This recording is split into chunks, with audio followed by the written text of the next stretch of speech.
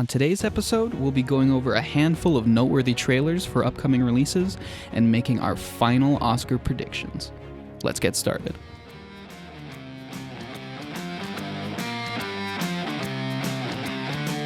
This is Off the Break Podcast, presented by Silver Screen Insider.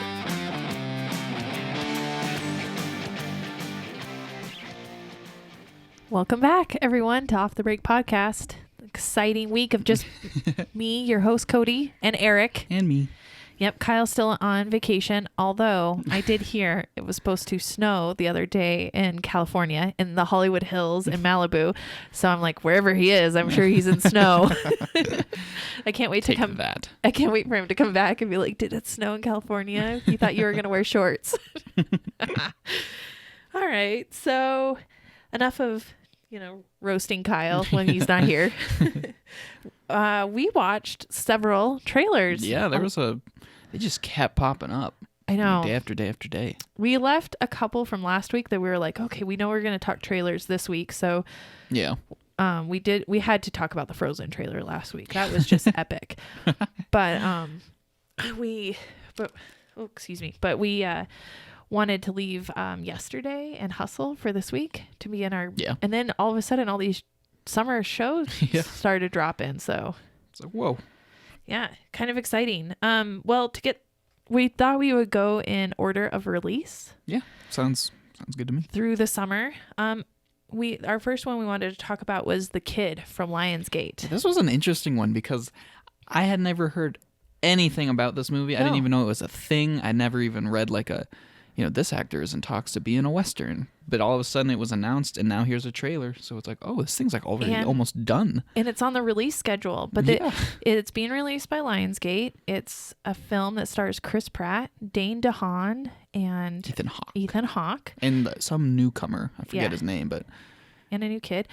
And the story is roughly that the kid and his mother are on the run from his uncle, who is his evil uncle, played by Chris Pratt. Yeah, it's weird seeing him in this kind of a role. Oh my gosh, I didn't like it. Yeah, he's not a good guy. And then they meet up with Billy the Kid, played by Dane DeHaan. Looking perfect in that role. He's so good in that. And he was probably my favorite part of the trailer. Like that just fit him so good. He melded into that. And he's being chased by Ethan Hawke's lawman sheriff character. Mm-hmm. And so many good intersecting rivalries and conflicts. Yep. And this is the end of the line for Billy the Kid. Everything you want from a Western. It's always refreshing because people always seem to think that, the Western is like dead or whatever. But there's always at least a handful of notable Westerns each year. Right. There's something. They're not the biggest thing, but they haven't gone anywhere. No. And I don't know. I didn't know I wanted this, but I'm in the mood for a good Western. I'm in the mood for the movie for Dane DeHaan and Ethan Hawke in that story. Yeah, they're gonna have such a good buddy road trip dynamic kind of thing. Yeah, he's obviously trying to get him, but right. But like I did not like Chris Pratt. First of all, you can't even tell it's Chris Pratt because he has this huge bushy beard, but you can kind of hear his voice a little bit, even though he's kind of giving this Western drawl voice. Yeah, but it's still like he's missing teeth. You still sound a little nice, but you look and have been doing such awful things. And he's after his nephew to kill him because I think his nephew takes out his dad who's beating on his mom. Yeah. Some just I don't bleak know stuff. Yeah, there's some just sad and scary, and he plays a scary dude, and I didn't like it. I like my Chris Pratt as my Star-Lord, the lovable teddy bear that does the right thing. I don't need him. Star-Lord and Emmett from the Lego Movie is now this abusive, probably alcoholic monster. Yeah, no thank you. Well, he had to take on one of those roles eventually. I know, but I hope the movie does well though. Yeah, me too. I'm just wondering because it came out of nowhere. It really did. It is being released by Lionsgate, but very limited, like 200 prints. Yeah. Like, this is not going to be a huge film. It's not going to. It's going to gross well in Western states where the audience still is, but it's not going to be a huge one. I can't believe no one's talking about Chris Pratt as an evil character. Yeah, it's like you this hear is kind of a nothing big about thing, it. right? He is Like, the bad guy. That would be I feel like that would be a huge selling point, at least. I mean, the cast is already stacked. I love everybody in it. But yeah, just the idea of America's sweetheart Chris Pratt just is this sweaty, grimy, bearded, teeth abusive. missing. Oh, Ugh. yeah. But no one's talking about that. I just can't believe that. So yeah, I mean, like you said, it's probably not going to be a huge release, but I think it looks great. So Me too. I'm excited. I was really excited this came out of nowhere, and I'm just like, oh, this couldn't come at a better time because we could really use it. Yeah. The release schedule is a little thin for clients, especially in the Western U.S., and so this would play very well off the break for them. Absolutely. I can see that. What was the next one on the schedule? So something completely different. It's called Palms. It's released by STX, and it's about older ladies in a retirement community who form a cheerleading squad. Get back to their girl Diane roots. Keaton is the main woman, and she moves into the retirement home. The trailer reveals that she's dying. She probably has cancer or something, which is very sad. But I like the trailer a lot. I thought it was very sweet, and just it was getting at something that I feel like is very real. Right. You know, not a lot of people think about. You know, once people get old and kind of get shipped off to these group homes, you don't really think about what they do. You know, they're still people. They still have their thoughts. So this is just kind of like just kind of championing those, you know, people who are kind of looked over or just forgotten about.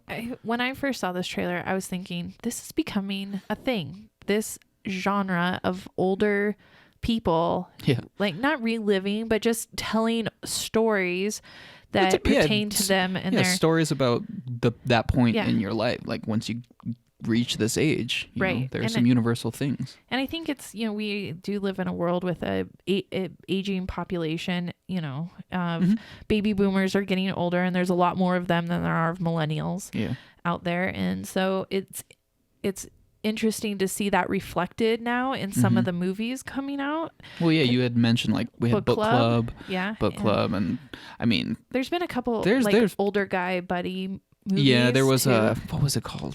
I know. Last Vegas, I think, it had like old Morgan Freeman and Robert Duvall. You know, it's just kind of ensembles with the older folks, and all the humor and the stories geared to an older audience that would appreciate it. Yeah, it's just kind of like, oh man, this is, well, once you reach this age, you know, which is, it's kind of sad, but it's nice that, you know, it's heartwarming. It's very real.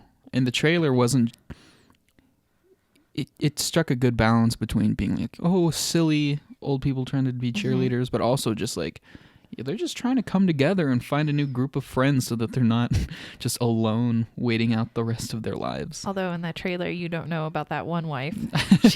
Yeah, one of the old ladies may or may not have murdered her husband so that she can join the cheerleader squad. Yeah. She probably didn't. She probably didn't. It probably was just a coincidence, but it was really funny that they hinted at that. It was a funny little editing move. Yeah, so the trailer was delightful. And I'm not anywhere close to that age. And I'd like to say neither are my parents if they're listening. Not there yet. But I find that I can still relate to that because it's still a universal idea of, you know, trying to make friends, trying to be a part of a group, trying to... The same desires are there. Youth. It's just how you go about it changes with age. Yeah. You know, so I think I hope it does well. Like you said. It'll probably do like book club well, where it's like a niche. It'll probably do well in its intended audience, target audience. Yeah, I don't know how much crossover it'll have. It just comes out at a difficult time too. Yeah, when is this release date? May 10th. May 10th. Oh, okay. Yeah, that's... Well, it's not quite summer yet, and you know. Yeah. You've got Avengers. Yeah, you still got Avengers screen. Is going to be going strong. So, we'll have to see. But I think Pikachu. It definitely is really cute and definitely counter programming, and you know, we'll do really good matinee business. That 5 o'clock early bird. Honey, why don't you ever take me on date night anymore? Okay, fine. Because we don't stay up at night anymore. I'll take you to a late night showing at 4 p.m. Yeah. We do day dates now.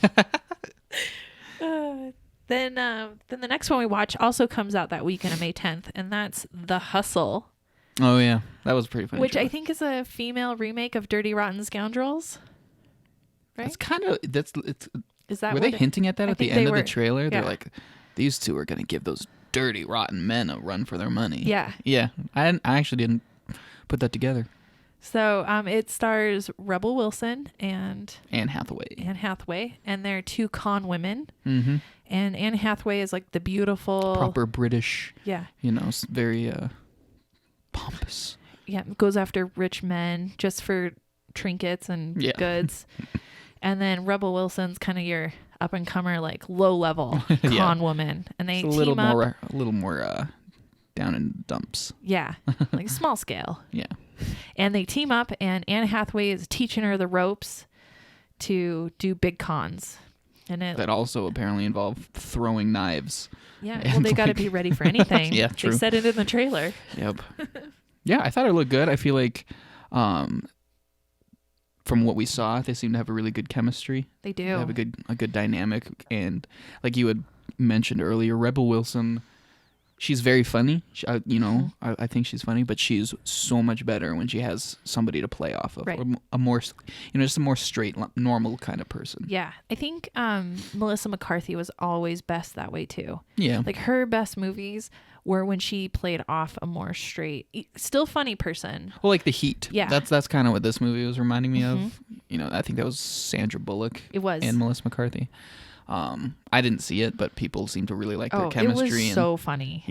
Sandra Bullock was kind of the more business, no nonsense, and then, so I feel like that's a dynamic that works. Yeah. But then when you add in like the unique kind of qualities of Rebel Wilson and Anne Hathaway, I feel like people will really like watching the two of them. Yeah, and I like seeing good comedies. Like I hope comedies make a comeback because I love Yeah. them and enjoy them, and we just haven't had. Yeah, I great want more than ones. like maybe one really good comedy a year. Yeah, Because most of them are just kind of like, yeah. I felt like last year they should have been better than they were. Yeah. Like I was very disappointed with a lot of the comedies. That turned around with Crazy Rich Asians. Yeah. Though. And to its credit, Isn't It Romantic was pretty cute and funny. Like it could have been a little bit. Will you remember it by the end of the year? Yes, but only because I kind of have a dirty sense of humor, and I really liked the parts where she was talking about taking a peek. Okay. I've carried that joke with me already into my real life. Now I can't look at a server in a restaurant that's like, "Would you like pepper?" again, without thinking of that movie. I'm sure that joke was very funny. I have no idea of the context, but She's talking about because they can't have sex. It's PG-13. So they can't show it. right. Well, whenever she tries to go have sex with Liam Hemsworth character, she just wakes up and she's in Yeah, that bed part was in the morning, trailer. I remember that. right? And she's like, I woke up to the next day. We didn't do anything. And so this thing, because it's PG-13, she doesn't actually sleep with him, but she's like, I took a peek, and she's telling her gay best friend about it. And she's like, she's like, it was like a pepper grinder. And he's like, whoa, wait, is it the kind at home, or is it the kind the waiter brings you at dinner? And she's like, the kind the waiter brings you at dinner. God. I've never now can't look at it with. Would you like and some fresh pepper? I went out to lunch with my mother and my aunt and my cousin the other day, and of course, we got the fresh pepper, and my aunt's like, "Yeah," and I just couldn't be like, "Settle down, lady, settle down." My favorite. Yeah. Oh man. So I will remember that movie now forever. But yes, Rebel Wilson, she's very funny. It's good to see her having a straighter, bit more. Yeah. And this is going to be person to play released off of. by Annapurna, Yeah, I thought that was interesting. which isn't the upscale stuff they were kind of Yeah. known for. But I wonder That's if why it threw me off. I was like, I thought it was Universal or something. yeah, I wonder if this is the MGM influence there. Could be. Maybe. But I like to see it. I hope it does well. Next up. Aladdin. Oh, yeah. Disney's live action remake of Aladdin coming out on May 24th. Pretty sure most people are familiar with the story of Aladdin. Yes, I don't it know. is. I Looks haven't- like the exact same story of Yeah. the boy who found the lamp, He gets And a genie, tried to win the princess's heart. and then there's an evil guy named Jafar, Yeah, with a parrot named Iago. and a flying carpet, Mm-hmm. and a tiger. Doesn't Jasmine have a tiger? Yeah, but I can't remember the tiger's name. I was gonna say a name, but then I was like, no, that's from the Jungle Book. Uh-oh. Yeah, I can't remember the tiger's name. But and yeah, then, so this trailer, I guess, technically was a special look, is Right. what they referred to it as on their official YouTube. yeah, because clip. it was the exact same length as the sneak peek, the teaser, and it had the exact same music as the teaser and the exact same beginning. But then at the very end, where instead of doing the like weird A move in around to start Aladdin words, Oh yeah, yeah. and then him at the end with like grabbing the reaching for lamp, the Indiana lamp. Jones style. Yeah, they showed some actual more scenes, and it Yeah, I ends mean, with the genie. Yeah, biggest takeaway from this thing, it's basically the same trailer except you get a nice up close look at that Will Smith genie Yeah. that the internet totally loved. Oh my gosh. I don't want to put Disney down, and I don't want to put this down, but I was put off by that genie. Yeah, I feel like most people were. And yes, there's the obvious argument like, well, they made him blue. What do you expect a live action genie to look like? It's like, yeah, fair enough, but I don't know. Like, it's probably early stage CG or something, but It was he just looked kind of, off-putting. he looked puffy, and he looked like his facial proportions was all off. Like they mapped his eyes, nose, and mouth onto just a blank blue mannequin head. Yeah. And they're just kind of like shifting around. Well, I don't know. And it was weird because he doesn't have legs, so his like core was shifting. Yeah. And he was like the whole movement was Just weird. Everything about this movie leading up to it just makes me kind of nervous for it Yeah. because it's already just so easy to make fun of it, and if the movie itself isn't really, really good Yeah. to make up for that, it's just going to exacerbate that. And it'll What- be kind of a laughing stock. Was that supposed to be Jafar in I the think, trailer? Yeah, Jafar's supposed to be like some young, handsome guy now. But I didn't like his voice. Jafar, for me, has this really deep Yeah. old man voice. And No, he's- that guy was like young, and his voice It's was okay kind to of have like the absolute stereotypical mustache twirling, bad Right. guy for some things. Jafar is absolutely that kind of character. He does twirl his mustache He worked in the he worked movie. perfectly in the original Aladdin. But these is just one of those changes where I just don't really see why, Yeah. So if that's supposed to be Jafar, I didn't like it because I was like, you don't sound like Jafar. And I'm not getting Gilbert Godfrey as Iago, so that's a disappointment. Will Smith is Iago going to talk in this one? I don't know. I hope not. If it's not Godfrey, I don't want it. I don't want to hear it. I don't either. Hopefully the flying carpet's I cute. just don't know if every animated movie can really go live action. No, I Like, don't. I maybe- think this is, people are already kind of like annoyed at the fact that all Disney has to do is just literally remake the same movies. But up until now they were at least okay. Yeah. Some were better than others. But like I said, everything about this movie is just kind of like maybe they shouldn't give every one of their movies this treatment. Yeah. The only one I really want is Mulan, and I'm gonna have Yeah. to wait like a couple more years. That one makes me upset because that's the one I feel like really lends itself. It was always a story that should have been live action. So this it's difficult to tell because it's still Disney. It's live action Disney adaptation. They always make a lot of money, but compared to the other ones, like Beauty and the Beast, Jungle Book, Lion King later this year, I feel like this is kind of going to be kind of like the Solo of like the Star Wars movies, kind of. Yeah. Just like a, it still made a lot of money because it's Disney, but for Like their a little bit standards, of a it's miss. kind of a dud. Yeah. So. And the trailer didn't help that. I would have been perfectly fine. I've said this several times before. I don't care that it's Will Smith. I know some people are put off by him, but I would be fine if it was him and he was just a black eyed genie. Like Like those first pictures we saw where he's just wearing fancy clothes. I was like, completely fine I saw with that and I was like, okay, yeah, his hair is a little weird, I guess, but realistically, that makes sense. You're not really gonna make a live action Robin Williams genie. That would look ridiculous. Well, guess what? It does. It does look ridiculous. Just give him fancy blue clothes and jewelry. I buy it. The only thing I really liked about him, Blue, were the gold tattoos and the shimmer. Like, there's some really intricate detail in that. Oh, I'm gonna have to watch that again.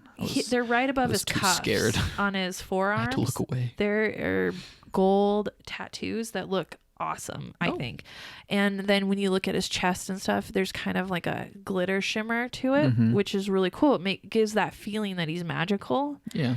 I do I'll like have to check that out again. I like the little details. There was at least some thought put into the little details. Just I'm sure. I'm not. Yeah. I don't want to discredit like the art team or costume design or anything. It's just purely, maybe you should have just, even though they also got some hate online for not having the genie be blue. I never they understood probably that. should have just stuck to it. Yeah. I mean, the plan was probably always to have him be blue, but. Although I would have been fine if Chris Pratt played the genie. Make him blue all you want. I kind of wanted somebody like a little tubby and fun and like jolly to be the genie, because then when he becomes slave genie, when Jafar gets him, then you really see how terrible it could be. I forgot about slave genie. Slave genie. Jeez. So yeah, I don't know. I'm not super excited for it, but we'll see how it turns out. I wonder if they're gonna put out another trailer. If they're like, everybody's bashing on it, we're not gonna do it. They're not gonna like it anyways. Yeah. Which they won't. But let's see, we have like 3 months, right? It's May. Yeah, we have about 3 months. So I'm sure they'll do one more. Yeah, maybe one more on Avengers. Yeah. I mean, like an updated one. Well, then later that month, at the end of May 31st, we have Paramount's Rocket Man. Oof, that was my favorite of these trailers. Oh my gosh, mine too. I was like, did you see Rocket Man trailer? Did you see the Rocket Man trailer? I made everybody in the office watch it. Obviously, people are already going to start calling this, the Bohemian Rhapsody Elton John version. But based on this trailer, I mean, I was never really that big on Bohemian Rhapsody, but I think this movie looks really, really, really good. Yeah, I was super excited. I've always been really excited about this movie. I love Elton John. I love his music. And so when I knew that they were going to do a biopic, and Taron Egerton, who can actually sing really well, was going to be in it, I was like, oh, this is going to be so good. And I have not been disappointed at all. No, I loved everything about this trailer. And the biggest thing that is standing out to me, at least, and probably a lot of other people, is whereas Bohemian Rhapsody was just kind of like, just a very by the numbers, let's just tell you this, how it allegedly happened, Rocket Man is kind of, they're not afraid to get a little like dreamlike. Yeah, with theatrical. It. Yeah, it's almost like they're taking the essence, that eccentric quality that Elton John has and just dispersing it through the whole look and feel of the entire movie. Oh yeah. There's like scenes in the trailer where, he's like suspended in the air, but he's underwater looking down at somebody playing the piano. There's, giant elaborate music and dance numbers out in the streets. It's just very heightened reality kind of things that are obviously not supposed to be real. Right. It's trying to get at the essence of what Elton John was. Yeah, I thought it felt a little bit of a cross between Cirque du Soleil meeting Elton John. Because if you've ever seen Cirque du Soleil, the Beatles one, you get all the Beatles music, but it's very dreamlike, and then you get this like performance that matches the tone of the songs and kind of what's going on, and you have to really know the history to like really get into it. But I feel like that something similar in the idea that the performance is matching the music, but being a creative, very creative version of it. Yeah, no, that's the biggest thing that has me so excited. Is just I really hope they go there with it. I think and don't they play will it safe, because this is just a theory of mine. But in the tagline at the end, the tagline is the only way to tell a story is to live his fantasy. And part of me was wondering if that was just kind of like, don't worry, this isn't just Bohemian Rhapsody, but about Elton John. We're gonna get a little arty with it. We're gonna get a little fantastical. I would think arty and like, I don't want to say darker or grittier. I mean, it looks like it could get, But it definitely looks like it has a tone that they're not trying to make it vanilla. That they're they're trying not trying to. It's a mixture of being really fantastical and dreamy with that kind of more hard-edged thing that some people maybe thought Bohemian Rhapsody was going to do. Yeah, but where, they don't shy away from Elton's, just the excess of everything. Yeah. The drugs, sex, alcohol, everything. The depression. Yeah. All Self-destruction. Yeah. Oh. I don't think they're going to go way into it because... Probably not, but I mean, in the trailer, you see all Yeah. the different, like, sections of his life where he like had different looks in different times, and there are some really dark humor lines where it's like, you're rich and famous, you already made it, now just try not to kill yourself with drugs or something. And or I don't care if you live and die, I still get my 20%. I'll still make my 20% royalties long after you're dead. It's like, oh my god. And that's probably what people told him. He probably was told that. Yeah, lots of times. No, I don't know, there's a lot there that I really liked, so I'm very, very excited for that. And I think it'll probably do very well. It's weird that we are both so excited about, because like the kid, I was like, no, I'm not seeing that, but it looks good, but I'm not seeing it. And you're like, that's totally my kind of movie. Like, no, bad guys shouldn't even be close to being. Bad guys shouldn't exist. Yeah. It's like, well, yeah, I know you're not wrong, but they do. So. But they do. I don't like looking at them on screen. Out of sight, out of mind. Yeah. So after Rocket Man, we go into Secret Life of Pets 2. We had the Rooster trailer come out. Harrison Ford. He was great. Rooster. I mean, he's always great. But he's like the old farm dog, the majestic farm dog. I love the thumbnail of the trailer. He's wearing those like signs over his neck that people used to do, like animal humiliation, like dog shaming. But it says, no, you play dead. It's like, okay. I like how Universal hasn't really done a Secret Life of Pets trailer, but they keep doing these character trailers that show where the character is in the movie and the little mini stories that are going to make up this movie. But they're all like so cute and they all have their own feel. And no, I feel like I still haven't even seen the first one, but like I feel like if I were to go into the second one, I would at least have a kind of a good idea of who some of these characters are, the ones that were in the first one. Although if you didn't see the first one and you just saw Snowball in his Snowball trailer, he's so completely different in the first one. You wouldn't realize he was a sewer rebel bunny that was dead set on killing all humans. When he's I did not get that. When he's playing Super Bunny. They rehabilitated bunny. him. A little girl did, yeah. Nice.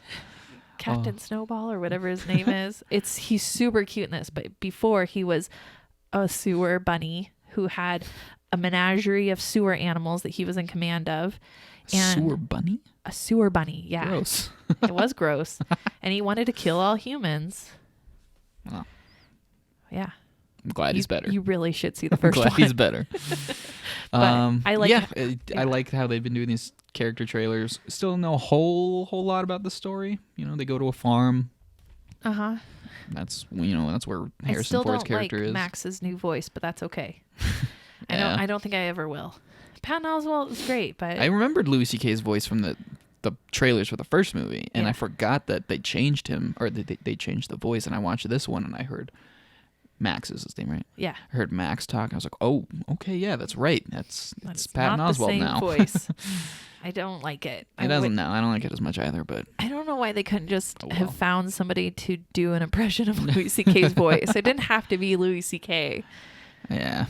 But they could have gone close with the voice. So. Yeah, I don't know. It's Universal. Probably will do really great. It's going to be super cute this summer. The first one did great. Second one will probably do great. The only thing that would hurt it, and I've just been going back and forth on this, is Toy Story 4. Oh, that's right. Are they around the same time? They come out around the same time, and that is interesting. I think Secret Life of Pets is first, 2 weeks out. But Toy Story 4 will dethrone it. You think easily? Well, 2 weeks out it will. But do you take Toy Story 4? Or do you take Secret Life of Pets if you have limited screens? That's what I've been really going back and forth on. Yeah. I don't know. Toy Story 4 has a huge core built-in loyal audience of older people. Yeah. And by older, it could be 15 and up,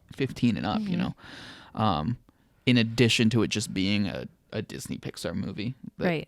Most of them always do really good. But I think it had such a good finale. Well, that was my big why hesitation. Are they making another one? Toy Story 3 was perfect. Everybody can agree that it was the the perfect, most beautiful send-off. And I don't know, that's just all. I still haven't gotten over that. It kind of hurts the premise of Toy Story 4 to me. Mm-hmm. It's like, I'm sure it'll be really good, but it's, you know, it was such a perfect ending before. Right. You know, because it's supposed to be a sequel. You know, it's not like it's called Toy Story 4, but it's a in-between kind of thing, you know, so I can't maintain the ending of Toy Story 3 as being the actual ending. Yeah. So, I don't know. I'm sure it'll get a lot of complaints like, this is a cash grab. You're just milking the franchise. But do kids today like them? I don't. My children, who are 3 and 5, they don't like Toy Story. They love Secret Life of Pets. So yeah, it probably just depends. I mean, I don't know. Pixar. Right. It's at the end of the day, like, whether or not it's Toy Story 5, 6, 7, 8, 9. You know, it's a Disney Pixar family movie, and those usually do really well. Oh yeah. It'll probably, hopefully, will be well received. You know, like critically, and that usually can help.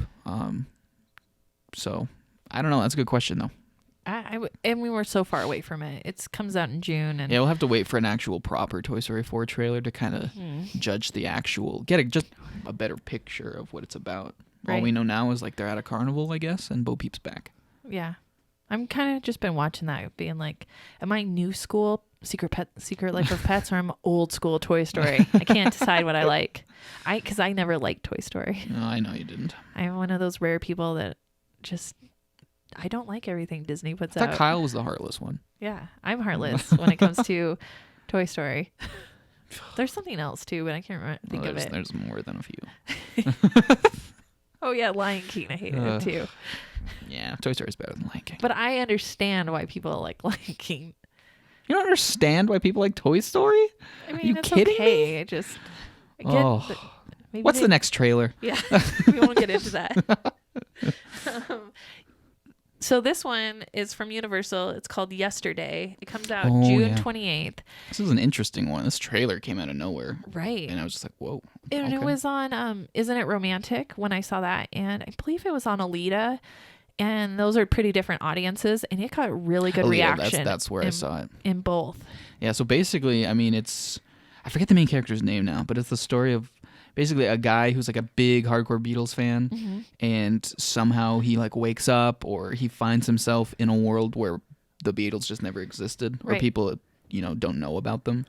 And so he starts like pretending like they're his songs. Yeah, and people around him are like, huge. Oh my god, he becomes like the biggest songwriter. How do you have so many amazing songs in your head? Yeah, and he's just kind of capitalizing on it. But I was surprised to see that's directed by Danny Boyle, which, you know, he did like 28 Days Later and Slumdog Millionaire. Didn't he do Bond too?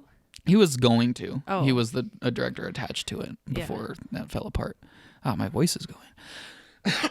But yeah, no, I thought the premise it's pretty unique. You know, it's kind of following that trend of, you know, people like seeing movies about the music they like. Yeah. But yeah, I don't know. It looked funny, and the whole sequence at the end with the redhead guy. Ed Sheeran. Ed Sheeran, where he's like, say hey dude. Hey dude. And he's like, do. Everybody in the audience laughed at that, and I'm like, it's like, dude, that's why low are hanging we fruit. Laughing at this? I mean, I like the trailer. I'm enjoying. Yeah, no, I thought the trailer was fun. But across the board, I've seen it twice now, and everybody's laughed at that last. Probably because it's like, oh, it's Ed Sheeran. Yeah. I don't know. That's a good one. I think that's going to be a good one. For Danny Boyle Universal. directing it's probably the biggest selling point to me, but yeah, I think it'll probably do really well if they can get the marketing out there, and the trailer's already working for people who do see it. Yeah, and they got the trailer out so soon. Yeah, it's really. So I predict that one will probably do really well. Yeah. And then our last one that we were going to talk about, Angry Birds 2. I did not expect... This doesn't come out till August 16th, by the way, Sony. I did not expect a trailer for this. This trailer, I mean, it's like... Like, don't forget about us. I still never saw the first... I still haven't seen the first one, but, you know, a lot of people say it's... Okay. It's better than you would expect. I haven't seen movies like The Godfather, because they don't really fit what the kind of I want to see, but... Sit down, boys. We're going to watch Godfather Part 2 now. But now you haven't seen... stuff like Secret Life of Pets and Angry Birds. I've watched those movies so many times. So funny Yeah, the difference. I know, but And I don't have anything against them. Those aren't the movies that I'm like, oh man, I want to go to the theater. Those are, family movies that I'll watch at home when I'm But you visiting haven't my watched parents. them. And they'll be like, you want to watch something? Like, okay. You're like, okay, I have a list now. But I mean, if I went home, we'd probably. Cody has given me a list. It's my take-home assignment. Yeah. But it's only a quick teaser. Yeah, it's there's not much there. No, and that makes sense because it's so far away. It's basically like what I described as like a purple Grinch bird. The new character. Yeah, he's just some sour, bitter old guy, old bird living female. alone. Is it really? I think it's a lady. Yeah. Some androgynous, cranky, bitter, lonely bird living with on a puppy on a iceberg with a very cute puppy. With a cute puppy and seals. Yep, everything's frozen. It can't eat its fish because they're surrounded in ice. It's all pretty funny. Lots of jokes about how everything's too cold.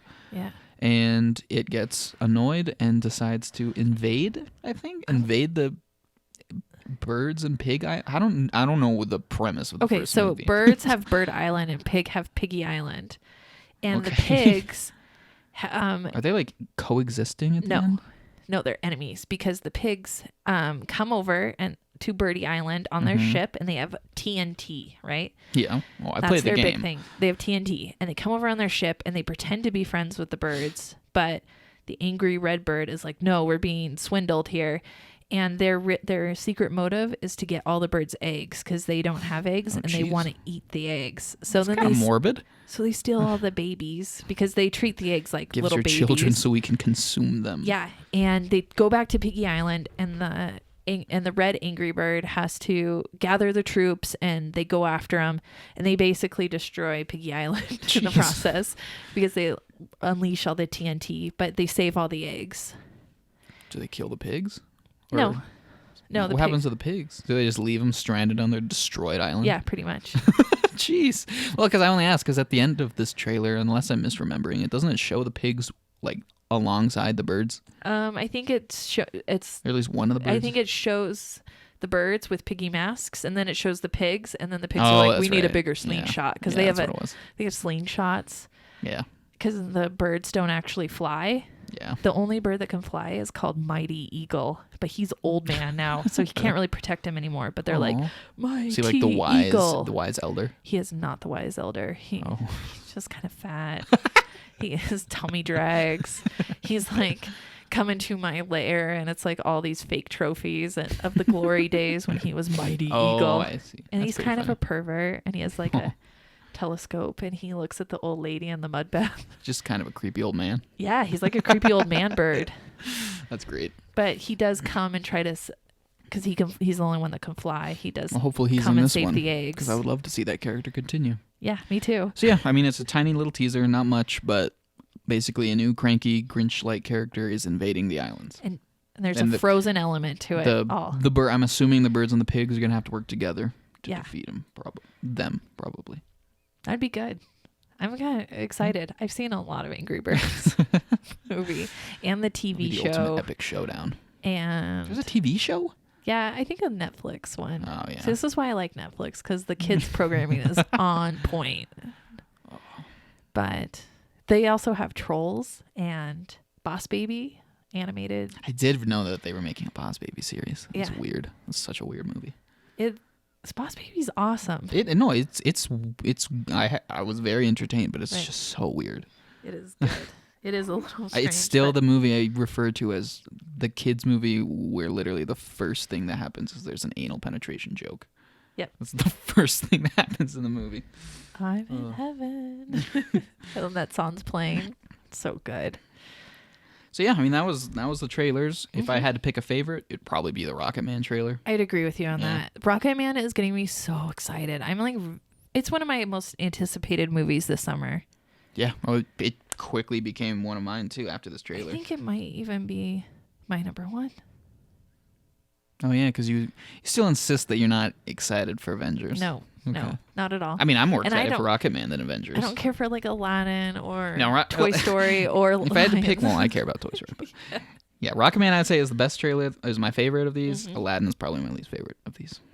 My least favorite, Yeah, mine would probably be The Kid was my least favorite. I mean, not only I just don't like Chris Pratt's character, but Dane DeHaan looked awesome. You can't have Dane DeHaan's character without Chris Pratt's character. It's how I watched Inglourious Bastards. I just fast forwarded through the other parts and just watched. How do you have any idea what's going on? I didn't care.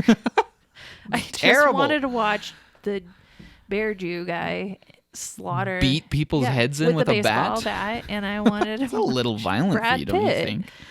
Be like, the third most Italian. Buongiorno. No, yeah. Those are the best parts. Those are pretty good parts. So this is what I'm gonna do. I'm just gonna fast forward and then watch Dane DeHaan, and then not watch the other parts, and then if Dane DeHaan You're gonna fast forward it in the movie theater. Yeah, happens. I'm not seeing it in the theater. I will send somebody to go see it, and then I will see it at home. Okay, tell me how bad are the things that Chris Pratt's character does? I know. I need to know that first. Is the kid okay? If the kid survives and Dane DeHaan saves him, I will go see that movie. Okay, it has to meet those two criteria. It does. He was so good in Valerian. I enjoyed that movie so much, and I still haven't seen it. So bad. Yeah. And I'm like, I do love Dane DeHaan though. Yeah. Okay, well, let's put this whole Oscar thing to rest once this and for all. weekend. Oscars Sunday night. It's gonna be over. Finally, our torturous Oscar season is now at a close. Man. So we went through and made our official predictions, and then Cody also wanted to do what she wants to win, and I'll probably chime in with what I want to win. So we went with what we think what's gonna win, and then I overruled Erik and was like, no, this should win. It's like, oh, okay, you're the boss. Let's start with the big ones. We don't have to go through them all, but let's go through the major ones. Yeah, Best Picture. So this is an interesting year because, like last year and probably the year before that, people were always like, "Ooh, it's up in the air. It's anybody's game. What's going to happen?" But then once the actual award circuit gets started, a couple clear frontrunners emerge. Yeah. And usually once you get to the actual Guild Awards, that's when you can kind of tell. But as far as I know, this is like the first year, maybe ever, where each individual Guild Award gave their top prize to a different movie. So, like, I know that the Actors Guild, I think, gave it to Black Panther. Producers gave it, I think, to Green Book. Roma got the director, etc. So this one is actually up in the air. It is difficult to tell, but we think when it all comes down to and it, everybody else thinks it's gonna probably be Roma. If not Roma, then probably Green Book. Yeah, but I'm leaning towards Roma. I think that A Star Is Born should win, or Bohemian Rhapsody, or Black Panther. Just anyone but Roma. And Green Book. I mean, like Green Book's like I've said before, Roma's a very, very well made movie. I liked it, but I would be lying if I didn't say I enjoyed A Star Is Born or like The Favorite more. Maybe if I was able to see Roma in a movie theater, that probably would have a huge effect. And I've read a lot of sources that say that is the case. But there are some people that have seen Roma on special screenings in theaters, but it's really hard. You see it in your house and it's slow moving and it's kind of boring, and he put it on Netflix because he wanted people to see it, but it comes with all the distractions of watching movies at home. Watching movies at home for me is fine if I've already seen the movie and it's, I just want to, have fun with it, casually watch it. Or if I wasn't able to catch it in theaters, I'll make a thing out of it. I'll turn off all the lights, no distractions, whatever. But Roma, I don't know. A lot of people said they could only get through like 20 minutes of it, and then they were bored. When you're watching it at home, sooner or later you find yourself scrolling through Facebook on your phone, or you get up to stretch or grab a snack and you forget to pause. It's just all of these little things, and it was not the ideal situation to experience that movie. I was too sick at Thanksgiving to watch Wreck-It Ralph 2. Ralph Breaks the Internet. Oh yeah. So I was like, finally, it's on VOD. I'm going to watch it. So we got it for the boys and we were going to watch it. And I was so bored. And I think I would have enjoyed it more in the theater. Yeah, no, I absolutely have no doubt. But I did all those things you talked about. Yeah, I got up. I made dinner. I did other things. We were supposed to have popcorn and M&Ms because that's like our treat. I went up. I was like, oh, we forgot the popcorn. I made it. This movie kept playing. And I just was, and then you get back and you're like, what's happening? I don't really care. Yeah, exactly. Like, I could have just watched the last 10 minutes and felt like I had seen the whole movie. Yeah. So I can see why, like, seeing stuff in theaters is just so much better for that. Well, if you're going to be judging the best movies of the year, you can't get past the fact of how you experience it for the first time, because you know it's such an emotional decision. These aren't rational like point-based decisions. You can't. There are a lot of things that affect it, and I have no doubt in my mind that if I saw Roma in a theater, that I probably would have liked it a lot more than I did. And I can appreciate it. But you know, that first experience has already happened. I'm sure if I went back to it knowing what to expect and, you know, made the whole deal out of it, I could probably like it a lot more upon a second viewing. But I'm not really in a big hurry to do that. So well, I picked Star is Born as should have won. Yeah, the movie that once upon a time everybody thought was gonna win. Right. Well, I thought it was beautiful. I know it's just like a rehashing of a movie that's already been done, but I thought that Bradley Cooper did a really good job of not only bringing Lady Gaga in, who really like symbolizes that whole character in the modern day, but he kept the character his character close to what it was, but he just gave it a modern twist. Like he made him country, and he made him like an alcoholic, but not the, you know, making a fool of himself constantly down in the dumps alcoholic. It's just kind of like a functional, semi-functional alcoholic who's has a kind of a dark sense of humor, but he doesn't want to make it obvious that he's he's struggling.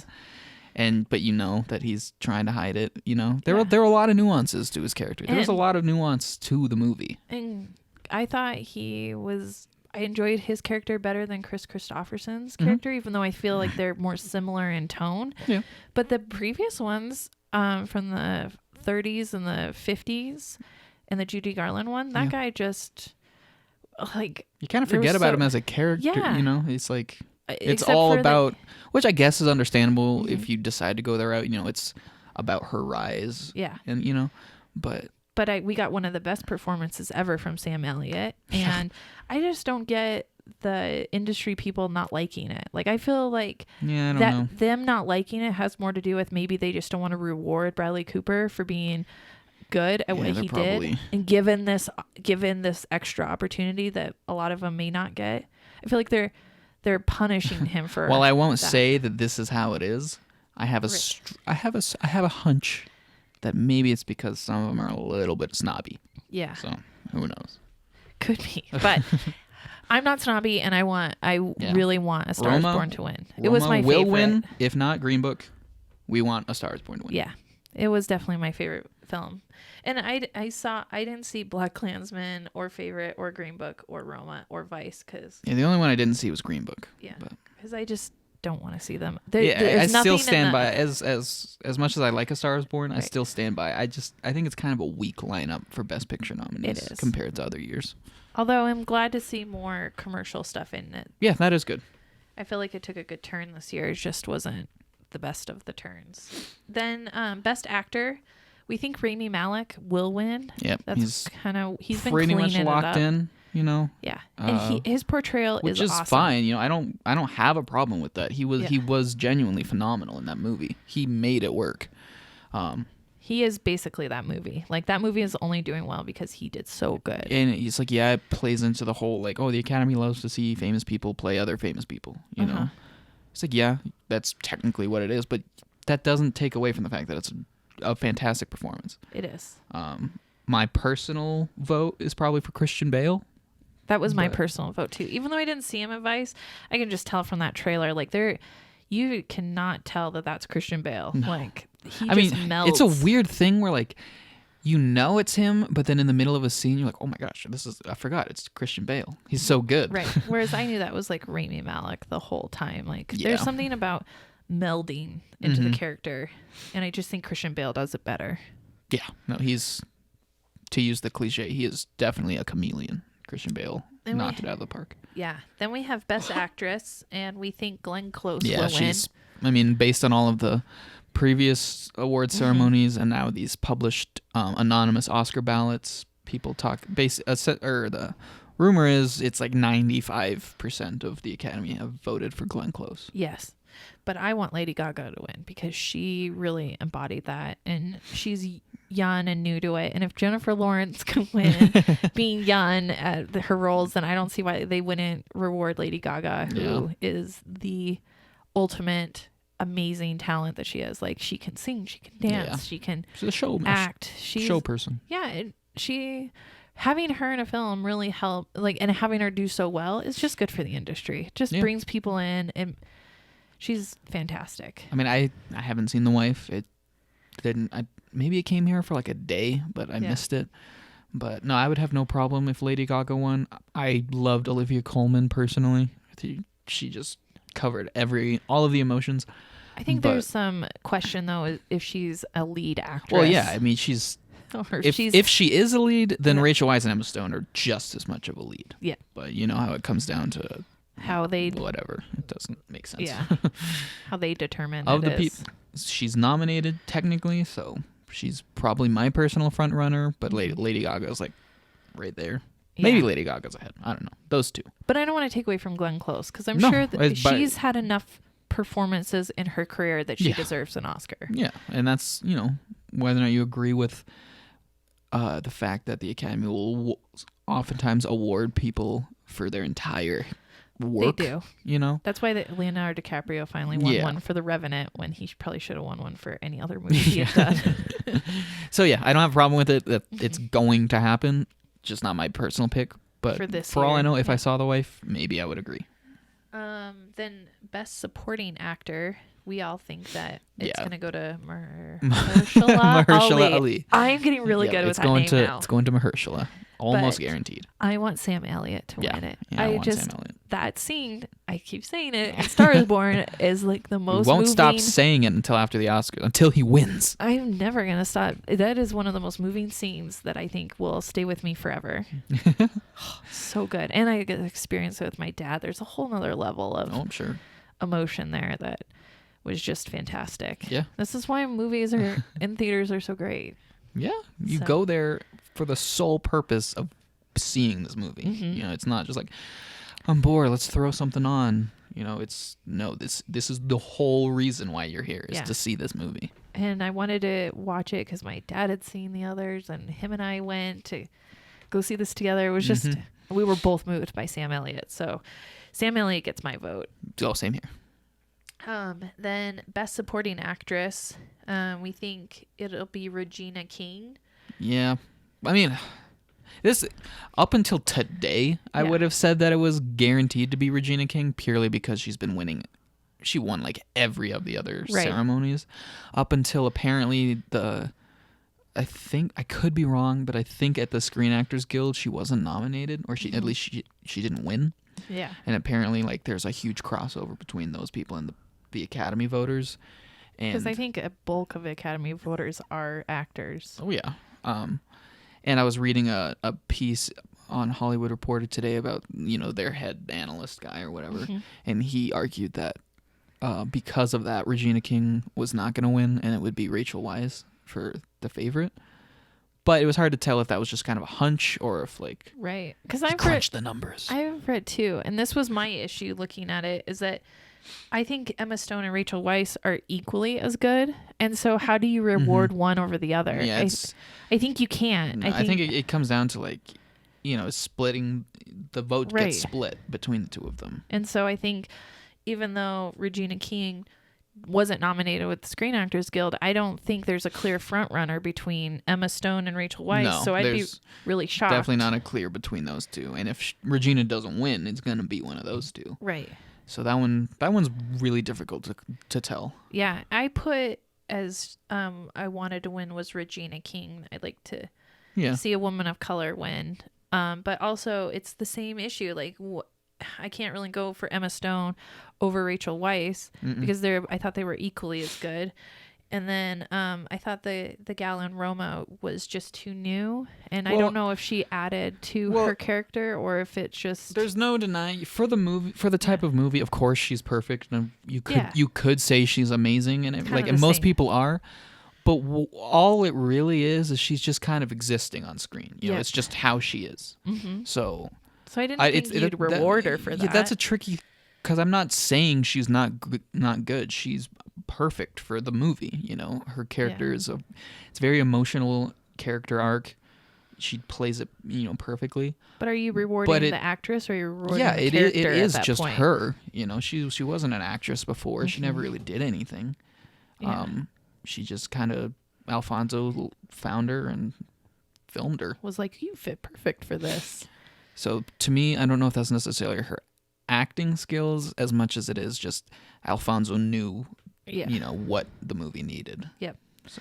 And then Amy Adams was great. I didn't see Vice, but she was amazing, like always. But so again, you have like Amy Adams, Emma Stone, and Rachel Weisz that are always on point and great actresses. Just, I think that's why I still went with Regina King. I just like to see her move up, and that one's the hardest one to call for me easily. Then we have Best Director, which that's Alfonso, but I don't think he deserves to win, so it should be Spike Lee, because I think he deserves it. He's got a big career. He's got a huge career. His first nomination, surprisingly, like criminally, but and this just speaks to the being overlooked because of the subject of your the content of your movie, because people didn't get it before. So I'd like to see him. He's just kind of like, yeah, guys, I've been talking about this stuff for decades. You've all finally caught up to me. Yeah, hasn't Alfonso already won? Yeah. So I'm like, won. You've already won. It's okay. Yeah. Let somebody else who's equally deserving have a chance. This is where the personal politics plays in. Yeah. But just the emotional part of the voting.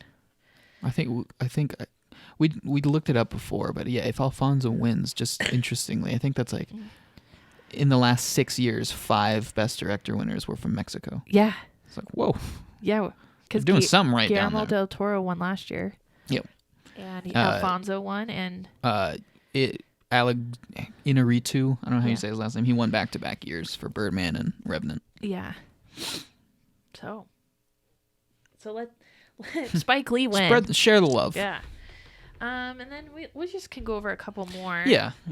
Best original screenplay. Yeah, the screenplays are pretty major. We thought that Green Book would win for original screenplay, but we thought maybe First Reformed. Oh, I absolutely think First Reformed should have won, or should win, but it won't.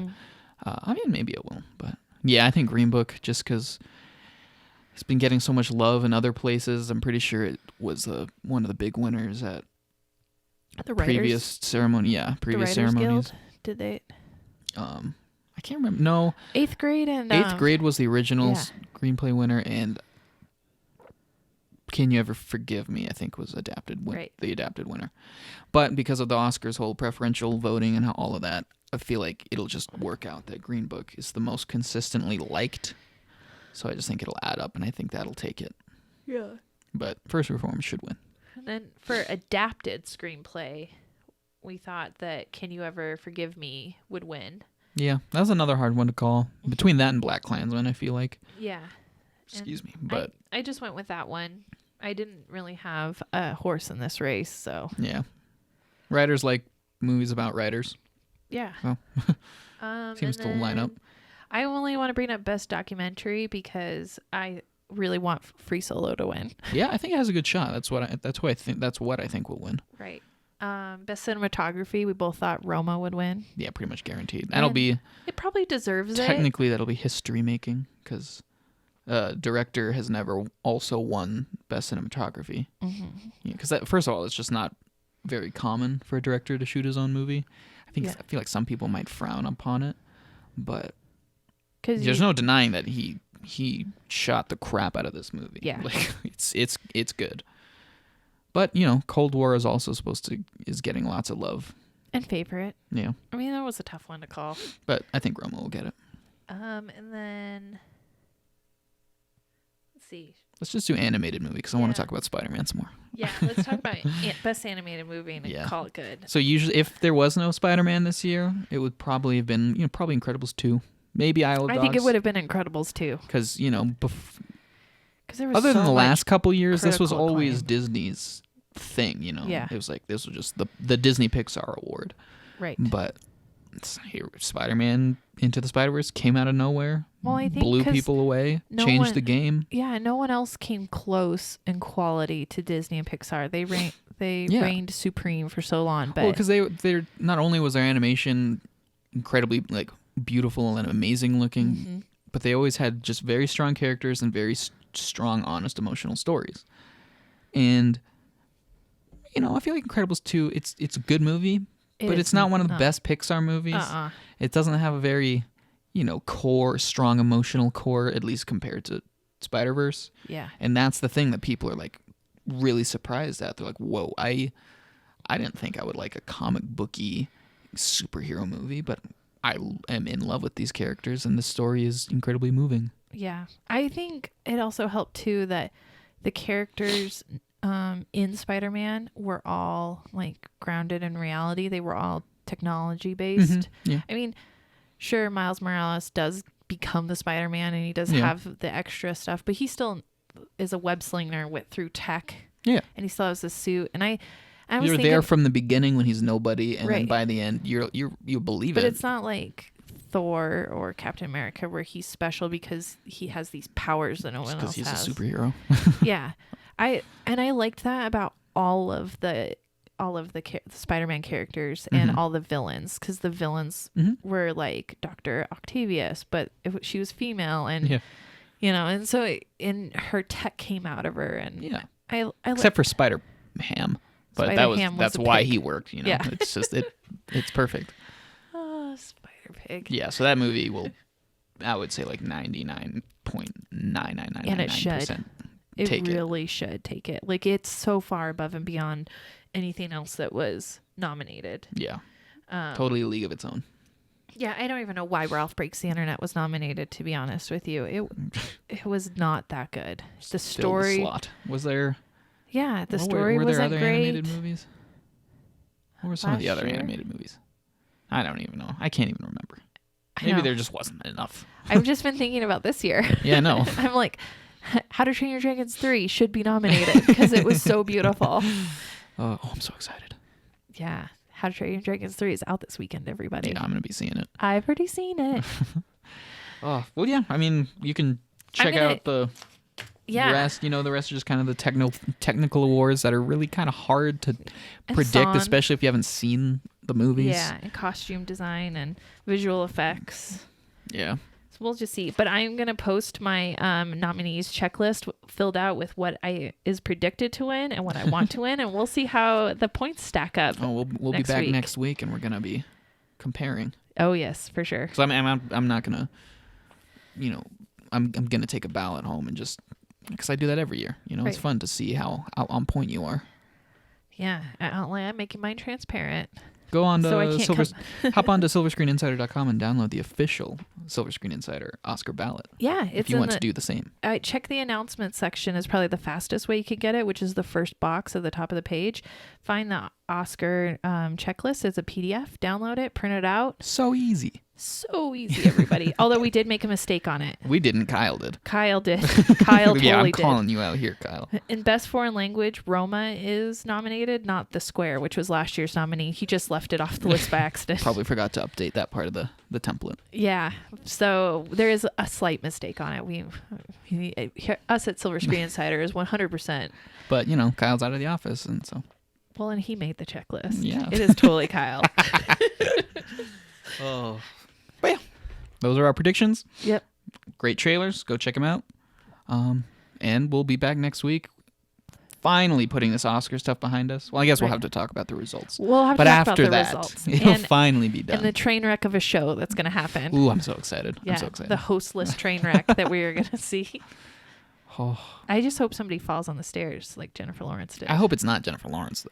Well, why would she walk up there? She's not nominated. Maybe she's presenting. Yeah, she's presenting a thing. And she's like, oops. Oops. But pretend to fall for the 7th time. It's still just as funny. It was pretty funny the first time. Okay. All right. Well, take care. Have a good weekend. Enjoy Stay warm. the Oscars.